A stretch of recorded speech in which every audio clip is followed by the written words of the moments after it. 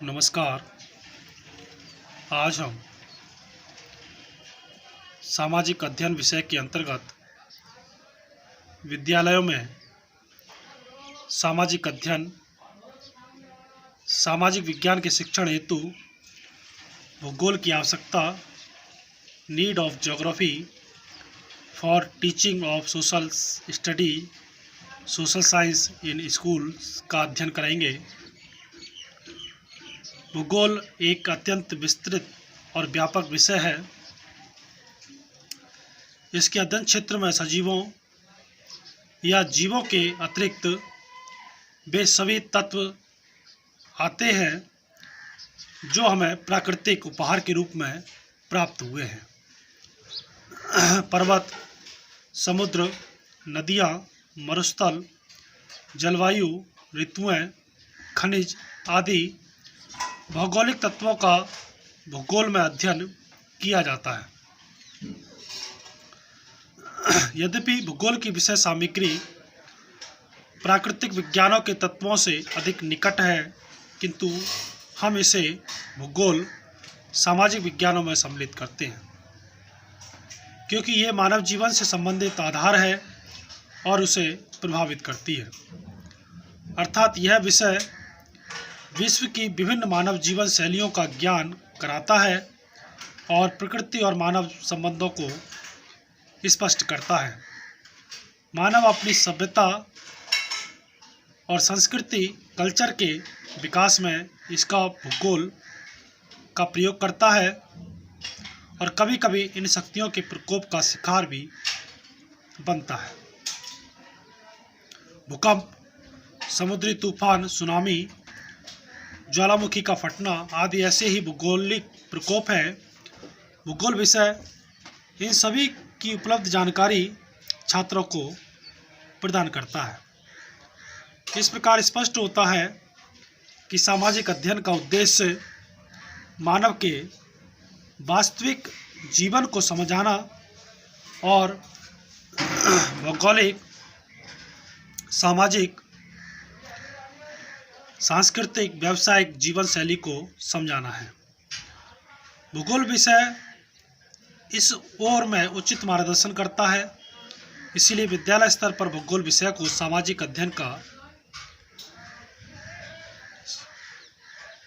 उसकी महत्ता का अध्ययन करना आवश्यक है।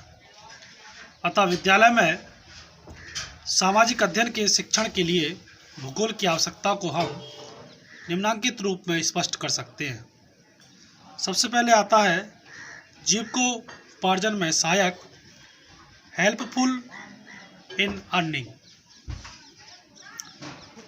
भूगोल एक ऐसा विषय है जिसके द्वारा भूगोल जानने वाले व्यक्ति भूगोल से अनभिज्ञ व्यक्ति की अपेक्षा जीविकोपार्जन अधिक सफलतापूर्वक कर सकता है, चाहे वह व्यापारी हो, कृषक हो, सैनिक हो या अन्य व्यवसायी हो।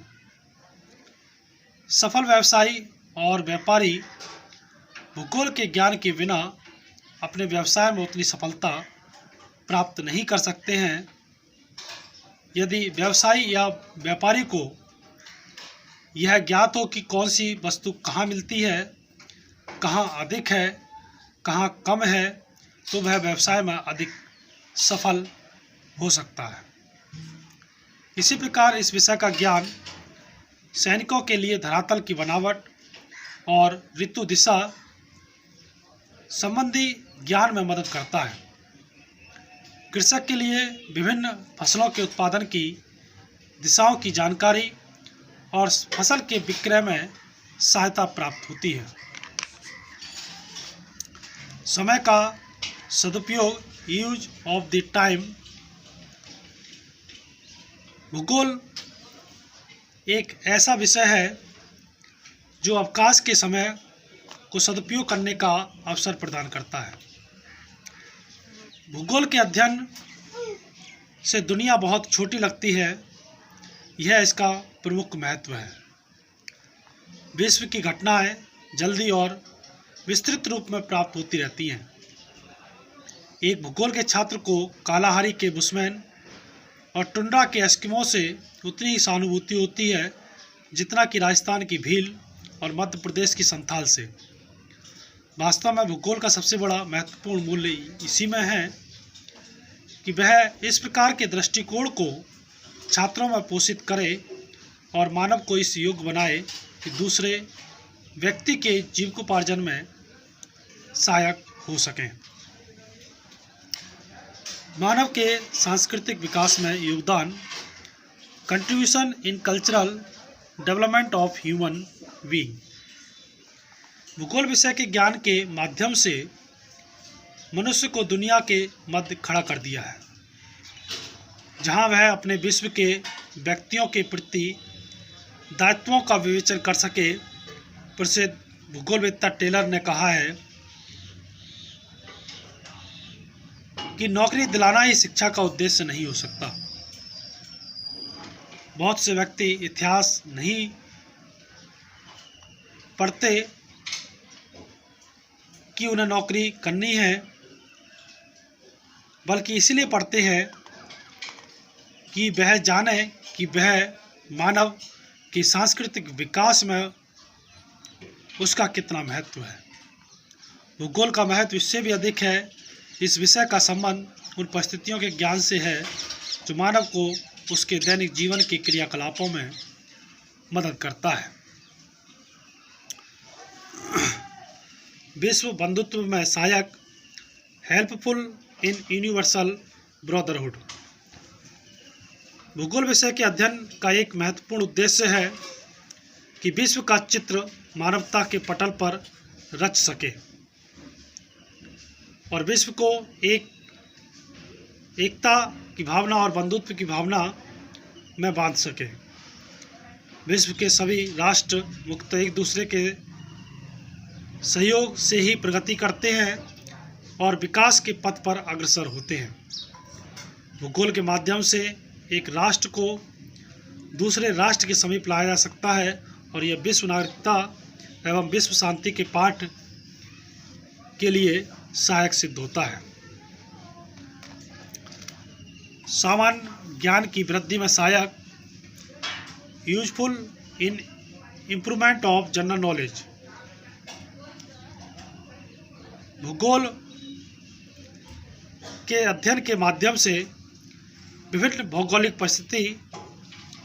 स्थिति, भिन्न भिन्न प्रदेशों की जलवायु आदि जानकारी का पता चलता है। भूगोल के माध्यम से नदियाँ, पहाड़, पर्वत, झरने, समुद्र, पठार आदि की संपूर्ण जानकारी प्राप्त होती है। साथ ही उक्त की वास्तविक स्थिति, रहन सहन, वस्त्र, पहनावा आदि की भी जानकारी प्राप्त होती है।